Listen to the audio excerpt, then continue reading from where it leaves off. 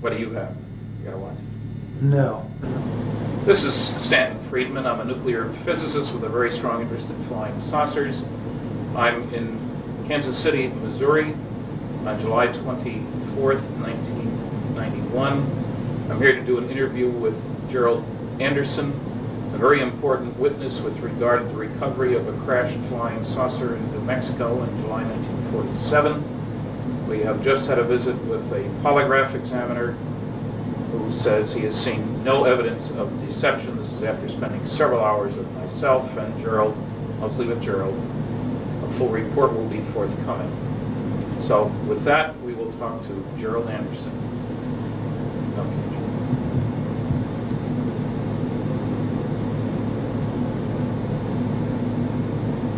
Enough. You state your name, please. My name is Gerald Anderson. Where were you born and when? I was born October 4th, 1941, in Indianapolis, Indiana.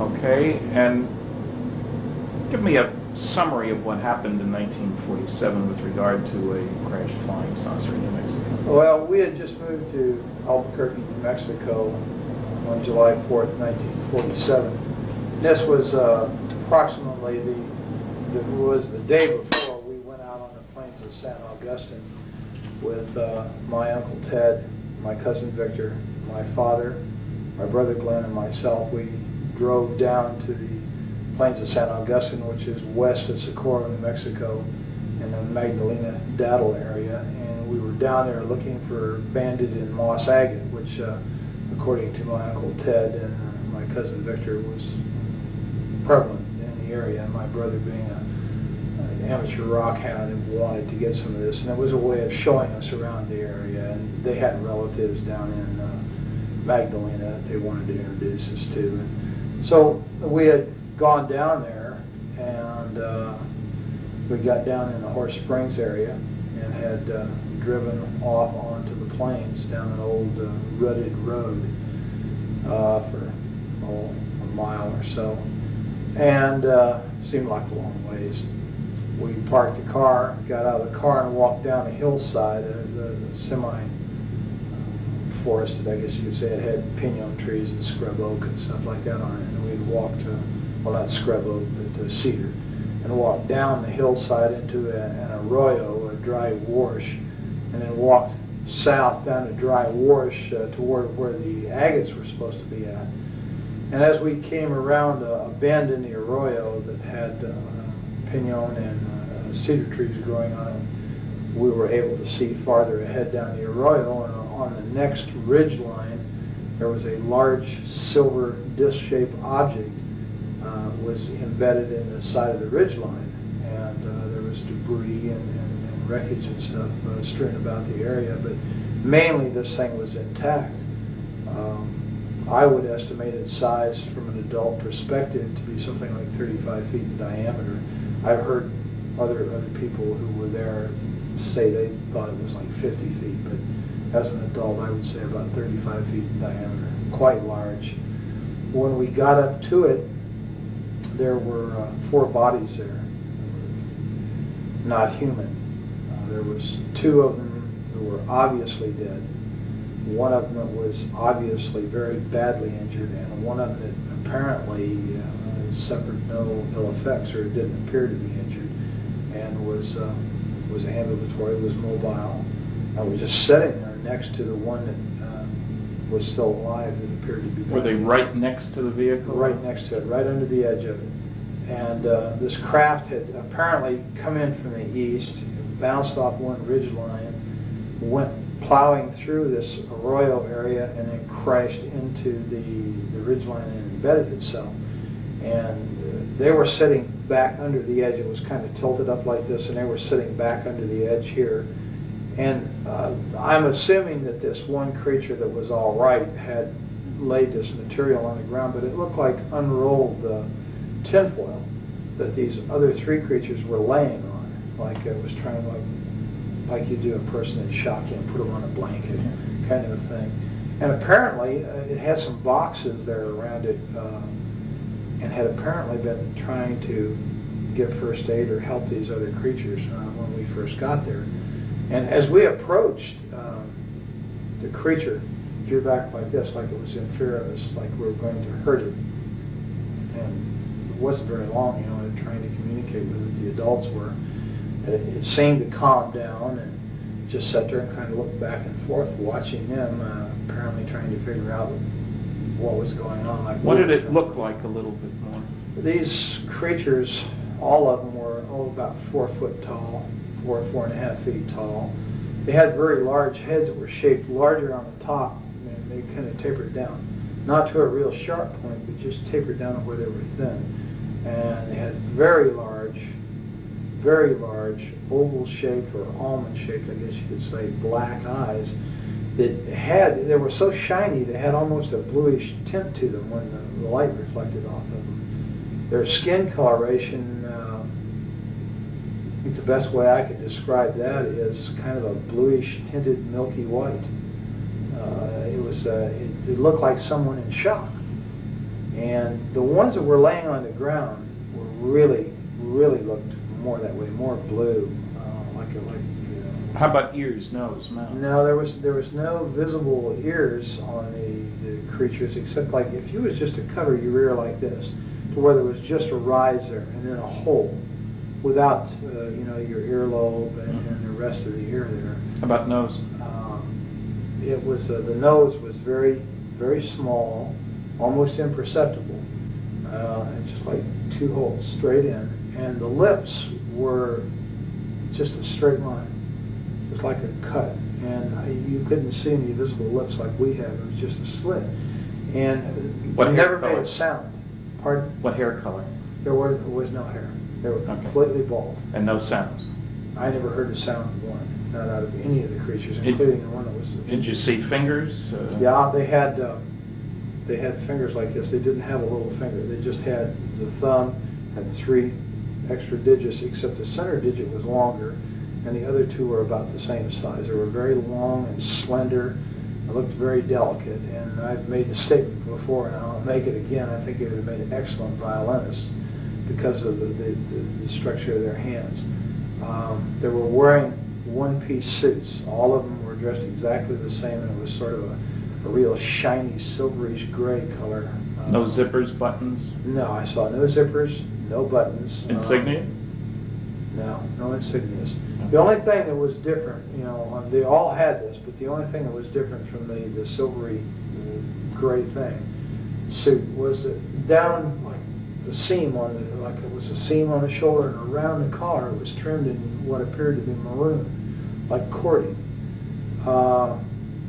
Then the suits were continuous with their footgear.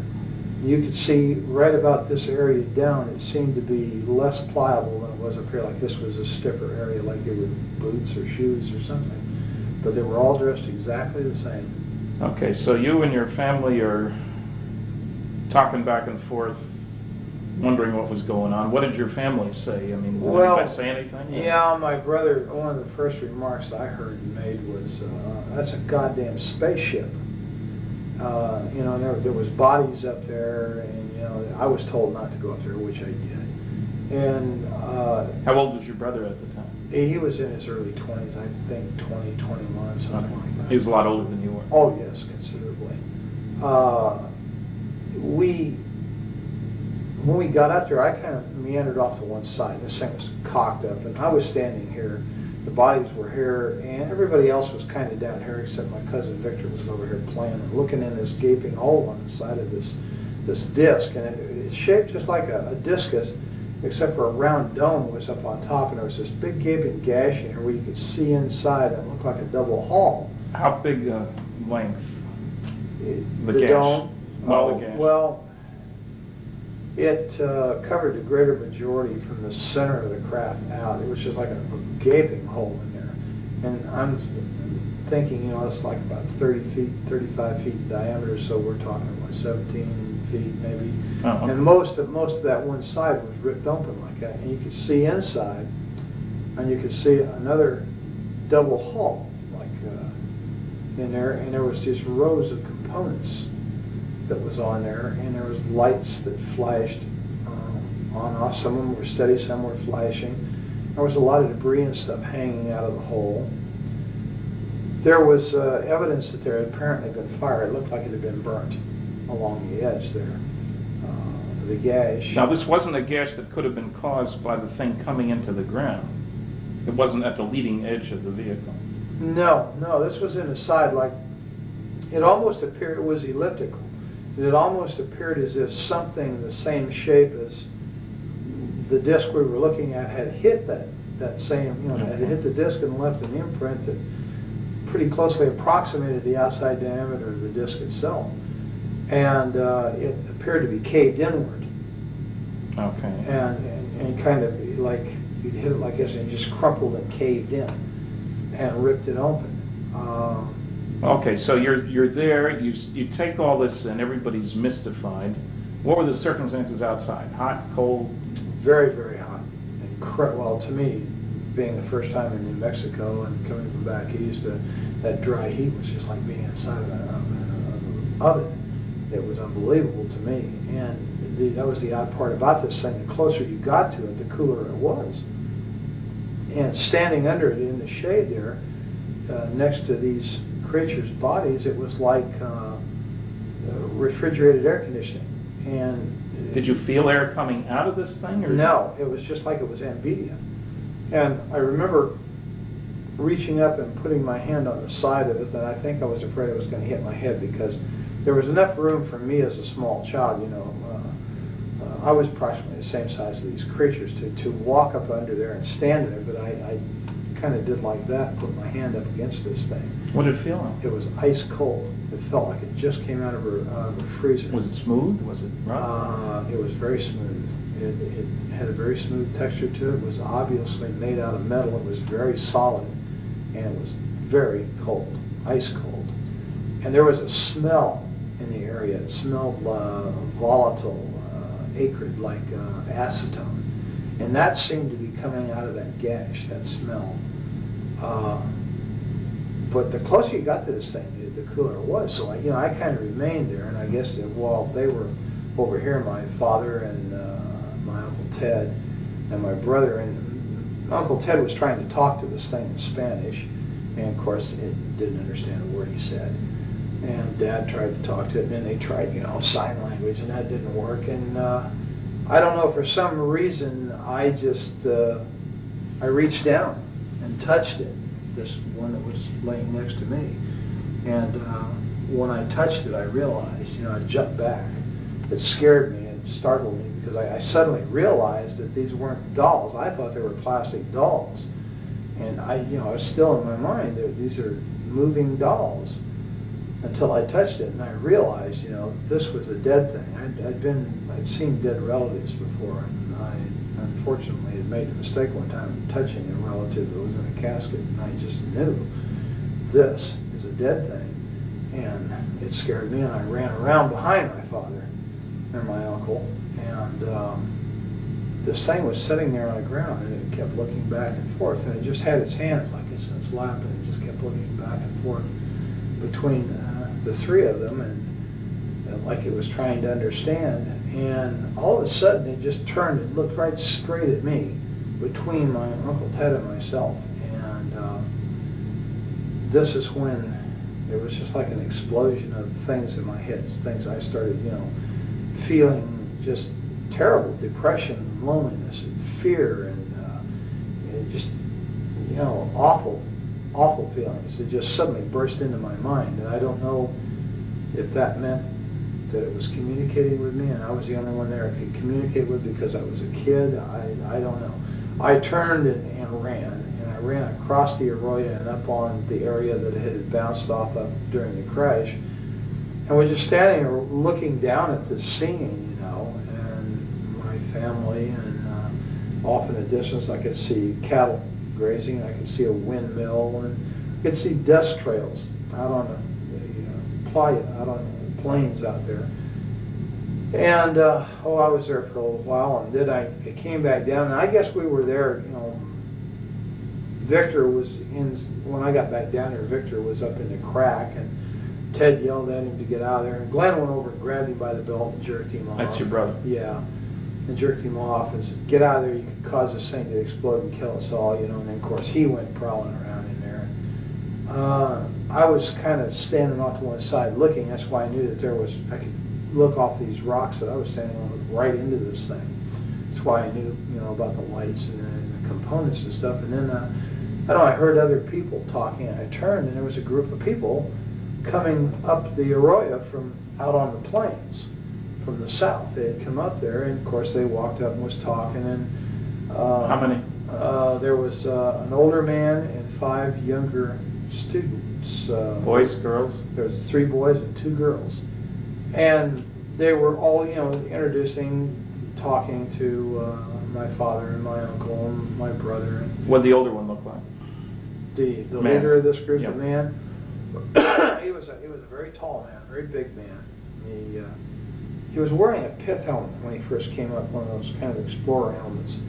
And he was bald, and I know that because he had taken it off and he had done this, a couple times with a handkerchief and put it back on. He was a balding man, and he had a round face. He was very ruddy complected. He was a big man, and he apparently was a doctor because they kept calling him doctor. And as I understand it, was an archaeological group that was out there on some kind of summer thing, and they talked, and he apparently was able to speak several foreign languages, and he tried to talk to this creature several times in different languages, and again to no avail. How did he happen to be there? Had he seen the thing? Well, they claimed that they said they saw this thing come down the night before, flaming, and they thought it was a meteorite. And they had talked about, well, in the morning, we'll go over there and see this, where this meteor came down, because that's what they thought it was. And when the sun came up the next morning, and they got about their business and got up, and somebody looked over and said, they saw all the shiny metal and stuff across the plains there, and they realized it wasn't a meteorite, it may have been an airplane, and that crashed. So they all decided to go over there and see if there was anybody who was alive, that was hurt, that needed help. They had driven over? No, they walked over, apparently, the way I understand it. And it's quite a ways across that plain, so it had to take a very long time to do this. Or they may have had a vehicle, I don't know. That's an assumption, I think, on my part. They walked. Okay, so they're around with the family. But they came across the plains nonetheless. I'm not sure if they drove or not. I didn't hear any cars. And then somebody else showed up. Yeah, they were down there just, 15, maybe 20 minutes at tops, and they were picking up things, some of the students. And this Dr. Buskirk, that they called him, this one girl went up and said, "Look, Doctor, wouldn't this make a beautiful ring?" And she was holding what looked like a red rod, or a red tube of some kind. It was kind of a silvery red. And he kind of snapped at her, and "Put that down, Agnes. You don't know what that is. I think it hurts you. Just don't pick this stuff up." And she kind of said, "Well, yeah, okay, Doctor." And then he went back to what he was doing, and she walked away and put it in her pocket. And a lot of them were doing this, sort of picking up things and feeling things. I was picking up things and feeling things. There was all kinds of material and metal and stuff laying around. Then we heard it. We all heard it, a sound of a motor coming like a truck. And I went back up the incline there to the ridge line, and I could see out there, and there was a truck coming up. It was an old pickup truck. It was sort of a beige color or a tan colored thing, and it had a whip antenna on it. And it stopped, and this guy got out, and he's wearing brown clothes, he's got boots on, and he's wearing a straw hat, just like the kind Harry Truman always wore. And he had wire-rimmed glasses. He was a big man, and he looked exactly like Harry Truman to me. And I'd seen in the movie tone news that he was president then. Yeah, I was well aware who Harry Truman was, so everybody was. He was kind of a hero, And this guy looked like him, except bigger. And I don't think he didn't look as old either.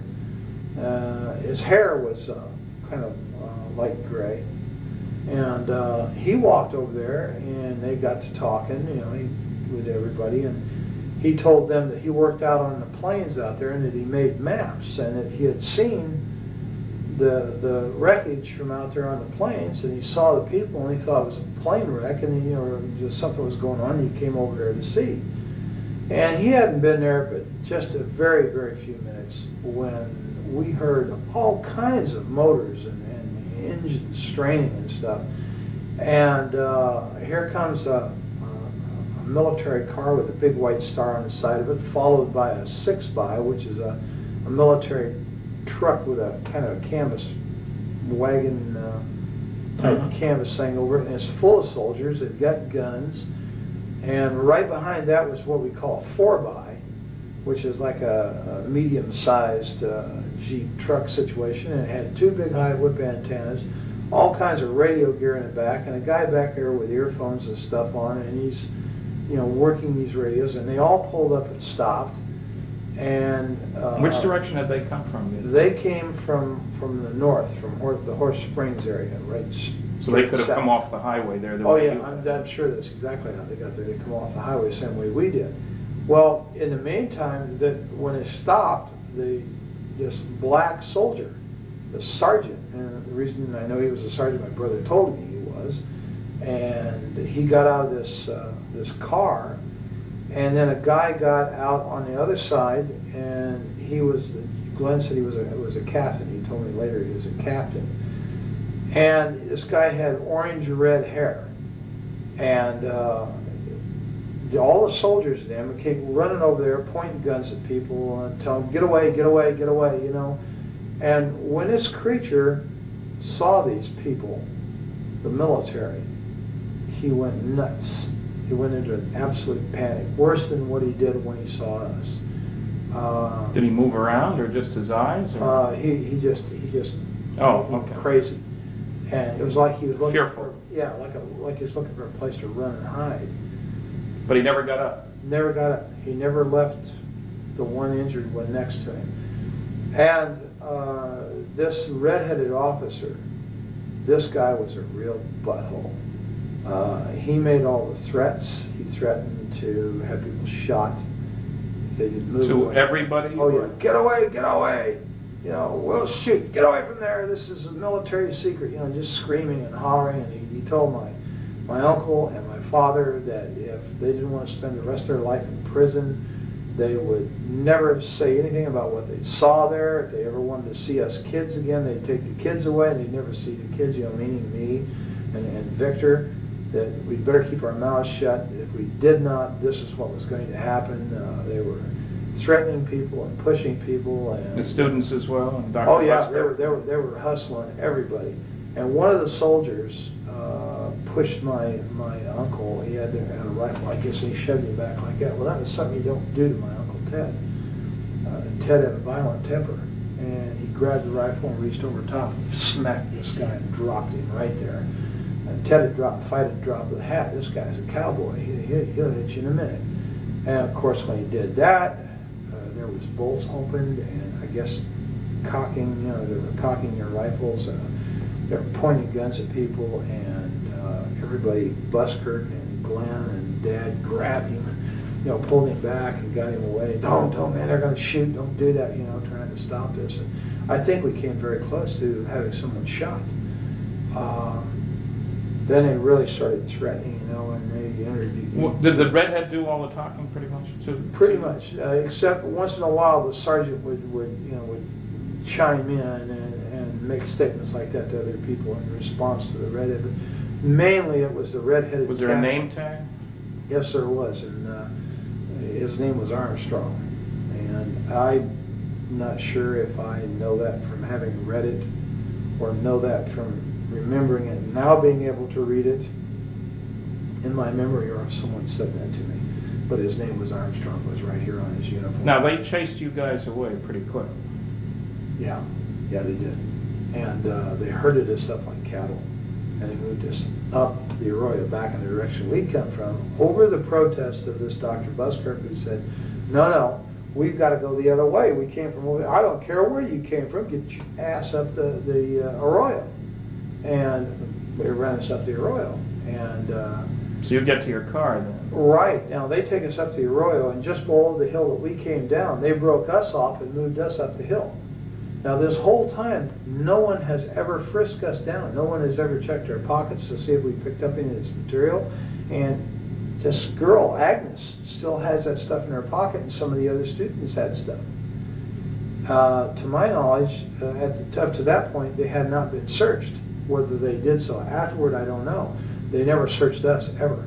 They run us back up the hill, and when we got to where the car was parked, where Dad had parked the car up there, there's a Jeep with a guy sitting in the back, and there's a mounted machine gun in the back of this Jeep, and all these soldiers. The Jeep pulls out, we're told to get in the car, we follow the Jeep, and the soldiers go with us, all the way back out to the highway. When we get back out to the highway, they set us right there. They wouldn't let us out of the car, they wouldn't let us move forward. I don't know whether they were making a decision or what. When we got out to the highway, this place was absolutely full of military personnel, military equipment. There was airplanes sitting out there that they had landed on the highway. Did you see any airplanes when you were back at the site? Yeah, there was airplanes in the sky, but nobody thought much about it. You know, I didn't think anything about it. I was used to airplanes being in the sky, having been raised in Indianapolis, Indiana, the home of the Northern bomb site. You know, the sky was always full of military aircraft. I never thought nothing about it. And when we get back onto the highway, there's observation aircraft, high-winged aircraft, and there's one, what I know now to be a C-47 sitting there, and how we didn't hear that land's beyond me. And how he landed, well, of course, I guess you could land if you're a good pilot out there, because there's no telephone poles or anything. And it was, they had tore the fence down on the north side of that highway, and all this equipment was setting back up there, and that plane was up there, and they were taking stuff out of the plane. There was military ambulances, and there was trucks with wreckers, cranes on them, and there was tankers, like maybe had fuel or water in them. There was just, everywhere you looked, there was military. And a major recovery operation. Yeah, it looked like an invasion force. It really did. And they were all wearing these light khaki uniforms. They didn't look like, olive drabs. They were light khaki, and they all had the same patch over there, that kind of blue funny patch with the circles on it was on their shoulder. And Did you have any clue as to where they came from? Did your brother or your uncle? No, I don't know where they came from. I don't think anybody ever ascertained that. There were a lot of them had MP patches, and some of them were wearing nightsticks off of these webbed utility belts. They had nightsticks, and they had 45s in holsters. The automatics in the full holster. And these were the people who were given most of the orders. They had the road barricaded off out there, and we sat there for a very long time, and we were getting thirsty and everything, and we asked if we could go back to Horse Springs and get some water. Oh, no, you can't go through there. And right after that, they said, no, you just turn around and you head out of here now, and you go to Socorro, and this is the redhead again, you keep your mouth shut, you just keep going, and don't look back. Well, so we drove away, and Dad and I said, hell with it, we'll go to Magdalena, we'll get water in Magdalena, because that's where John Trujillo lived, their relative of Ted. And so as we drove away, I was looking out the back window, and I could see Dr. Buskirk and these kids, and that guy that got out of the pickup was standing there, and this Dr. Buskirk was doing just like this in this red-headed officer's face, and he kept pointing back behind him. And I guess that meant, we got to go back that way, and he was fed up with this guy or something, and he was shaking his finger in his face while they were yelling at each other. And that's pretty much the last I saw of the whole situation. I don't know what happened after that, because we just kept going. Did you get home before dark? Oh, yeah, it was before dark. Of course, it was in the summertime, so it didn't get dark until way late. And we stopped in Magdalena very briefly, and then just kept going. And the adults were really funny. They were really scared. And I had very rarely, of course I didn't know him that well, but over the years I knew that Ted was not much of a disciplinarian. He really didn't discipline the kids that much. But he really knocked the fire out of old Victor. Victor wanted to talk about what we just saw. I just saw him. Ted kept telling him, shut up, don't talk about it. Nobody's talking about this. Finally, he just turned around and knocked the living hell out of Victor for shooting his mouth off. Did Ted work at Sandia then? Yes, he did. He did something out there in the technical area. I don't know. Had a clearance? Yes. And later your dad worked out at Sandia? Yes, he did. Security. And he worked there for years. Until he retired? Until he retired. My dad had some very high clearances. Okay. When we got home, Mom was over at Uncle Ted's house, and Mom perceived instantly that something was wrong. I said, "What's wrong, Glenn?" He's again, and then they decided they'd tell him. Well, when they did, then of course Isabel, "Oh my God, you saw demons, you saw the devil," because she's Isabel was Ted's wife? Ted's wife, is a devoutly religious Catholic person who thinks anything that isn't a vision of, say, the Virgin Mary or of Jesus is quote-unquote demons, and that's what we saw. And of course Ted, oh God, just put her off. And we really never talked about it much in the family because of the reaction it got. And my dad was really afraid, and so was Ted. And Glenn especially, because Glenn made the statement about when he first saw the military. He told my father, he said, and Ted and everybody there, "Don't let them son of bitches know I'm a Marine. Don't let them know." And of course nobody did, and he was in civilian clothes, so he had a pair of blue jeans on, and he was in civilian clothes, so he didn't look like military, or I'm sure his ass had been in real trouble. And they never checked. They just assumed, I guess, that we were. Did they ask your names? Oh yeah, they took our names. They got all that from my dad, and my brother just very cursory would, just hardly talk to him at all. He let Dad and Ted do most of the talking, which was pretty smart, I think, under the circumstances. And of course, they never really asked me any questions at all. You were just a kid. Yeah, I was just a kid. And well, you first went public with this. Now, let's first square away. All the other four that you were with are dead. Yes. It's been some time. And my brother died of a heart attack in Mexico City. My dad died of a heart attack in '78. And Ted and Victor were killed in an automobile accident in the mid-'60s, and I assume it was '65. Right now, there's a strange diary that's turned up. How did that happen? Well, when I went to my father's funeral in 1978, a lot of Dad's personal belongings were given to us boys. You didn't live in the area at the time. Oh no, You'd gone off to the military. I've been in the military, and subsequently, on return to the military, moved to Colorado immediately. And your dad had remarried a couple of times, and oh yeah, this was so Dad was on his third wife, and his personal belongings and stuff, were kind of given to my two brothers and myself. And my cousin Valley Jean was there at the funeral. That's Ted's daughter. Yes. And she came up and was talking to me, and she said, "Here, you were there, you need to have this too." And she handed me these photocopies. And at first, I thought, well, what is this, Dad's diary? She said, "No, it's my dad's diary, but you were there, you need to have this." And then it dawned on me what I was looking at, and because I read a little bit of it. And so I said, "Yeah, okay," and I didn't want to talk about it at the funeral because Roz's side of the family, God bless her. That's your dad's third wife. God bless her, I loved her. But they were very religious, and they would have viewed this exactly the same way as Isabel had, as evil. And I really didn't want to have any problems with them. We were kind of on shaky terms. We didn't see eye to eye religiously, so we're not quite good. Well, you're active in religion now, aren't you? Oh, yes. You're a deacon in the Episcopal Church? Right.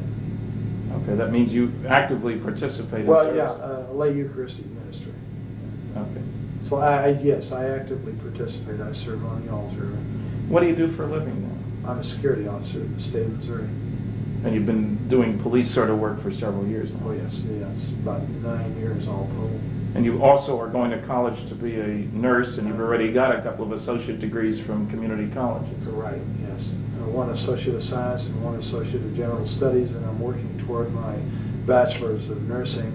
In roughly 2 years, I will have my Bachelor of Nursing. I'll be a licensed. Now, to be a security officer, you have to be licensed by the state of Missouri, do you? Yes, you have to be a certified law enforcement officer, which means that you have to have gone to the state academy, the Department of Public Safety. So that's not just a pickup thing. Oh no, you have to It's a attend the professional. academy. Yes, Yeah. it's definite. Okay.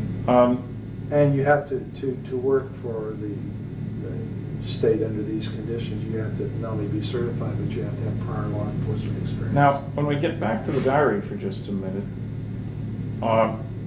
when you were hypnotized by John Carpenter, a psychiatric social worker, and he was asking you questions about the diary, apparently you'd been told that there were a number of copies of that around? Yeah. Something buried out maybe there too? Yeah, as I understood. Well, in fact, in conversations with Valley Jean after the fact, after I got involved in this thing through the Unsolved Mysteries thing, I was told that that wasn't the only diary. That what I had was a copy. Well, it was a photocopy. Okay. And that there were a lot of these copies around, and apparently Uncle Ted or someone had put these out through different people in the family and friends and stuff for reasons, I don't know, to keep them from getting lost or something like that. Okay, now when I asked you for the original, you contacted who? Well, yeah, Valley Jean. That was Valley Jean. Okay, Right. She was in a convent. Right. And she was reluctant to do anything. You had to call a number of times, as I recall. That's correct. And you talked to the bishop? Somebody talked to him. Yeah, I talked to a bishop. And he convinced her to send the stuff to me. Yes, apparently. Okay, because I got it directly from Colorado with a cover letter that strongly indicated that she didn't want any more to do with this. That was part of the agreement. But that she considered this the work of the devil, or words to that effect anyway. Yeah, I think she's of the same opinion that her mother was. Okay, It so was the work of the devil. And you see, all I ever had of this was the photographic copies that I had showed you originally. And as I understand it, you received the original. I received the copies, original the from which originals. those had been made. They were partly burnt. She mentioned she had intended to burn them, but because of your persistence and with the agreement that I never contacted her, she would send them to me. And as you know, when I had forensic analysis done, it showed that the ink dated from the early 70s. The paper could have been available in 47. So it was clearly not an original. But it was also done before there was any publicity about this case. Anyway, because I know I was the first one to get involved. Exactly. Now, as you know, we have discovered, not I, but you had identi-sketches done by a police artist of the various people involved in this. Right. And as you know, there is a picture, several pictures that seem to indicate that Dr. Buskirk was Dr. Winfred Buskirk, who had received his PhD at the University of New Mexico.